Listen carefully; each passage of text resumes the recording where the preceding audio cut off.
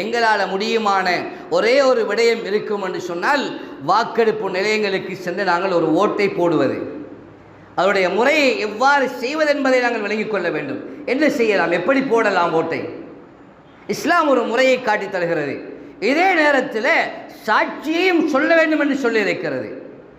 சாட்சி சொல்லப்பட வேண்டும்.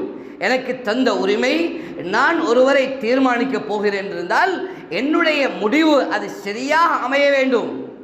இந்த முடிவை நான் சரியாக சொல்ல வேண்டும். என்னுடைய சாட்சியை நான் சரியாக நிரூபிக்கப்பட வேண்டும். கண்ணியமானவர்களே, ரொம்ப முக்கியமானதுதான்.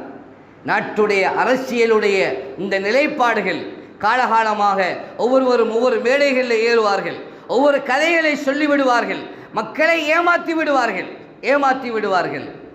ஆனால் அதனுடைய முடிவாக எதுவுமே நாங்கள் அடைந்த பாடு கிடையாது.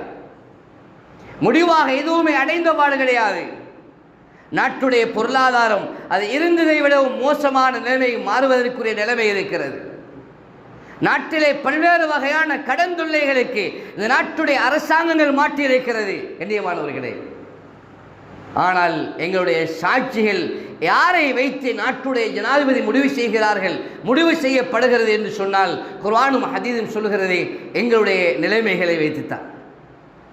நாங்கள் நல்லவர்களாக இருந்தால், முஸ்லீம்கள் நல்லவர்களாக இருந்தால், முஸ்லீம்கள் தொழுகையாளியாக இருந்தால், முஸ்லீம்கள் அல்லாஹ்வை பயப்படக்கூடியவர்களாக இருந்தால் இந்த நாட்டுடைய ஜனாதிபதி அவரும் அல்லாஹ்வை பயப்படக்கூடிய மனிதராக வருவார்.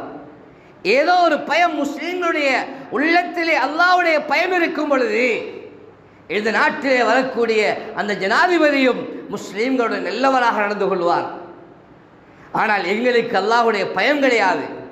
எங்களுடைய அமல்கள், நாம் செய்யக்கூடிய தொழுகைகள், நாம் கொடுக்கக்கூடிய தான தர்மங்கள் அல்லாஹ்வுடன் எந்த அளவுக்கு தொடர்பு எங்களுடன் சரியாக இருக்கிறதோ அந்த அளவுக்கு தான் அல்லாஹு தஆலா ஆட்சியாளர்களை முடிவு செய்வதாக குர்ஆனும் ஹதீஸுடைய வெளிச்சம் நமக்கு தெளிவாக வழங்கப்படுத்துகிறது.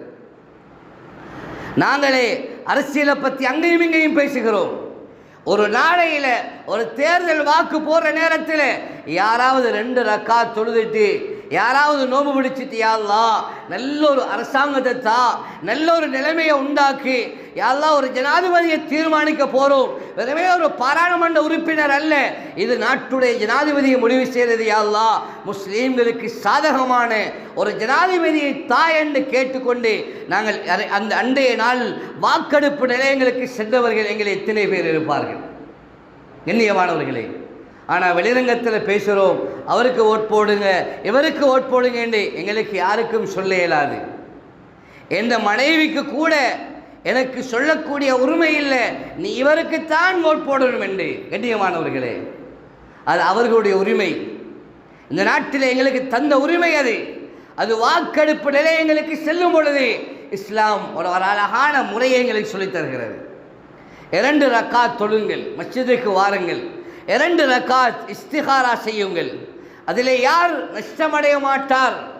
இஸ்திகாரா செய்யக்கூடியவர்கள் நஷ்டமடைய மாட்டார்கள்.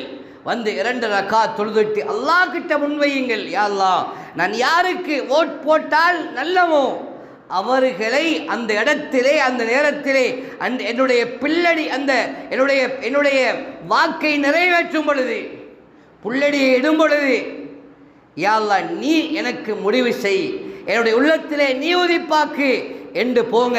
அந்த நேரத்திலே அல்லாஹ் யாரை முடிவு செய்து உள்ளத்திலே உதிப்பாக்குறானோ அவர்களுக்கு எங்களுடைய வாக்குகளை போட வேண்டும். அதுதான் இஸ்லாம் காட்டுகின்ற எங்களுக்கு அழகான ஒரு முறை, அழகான ஒரு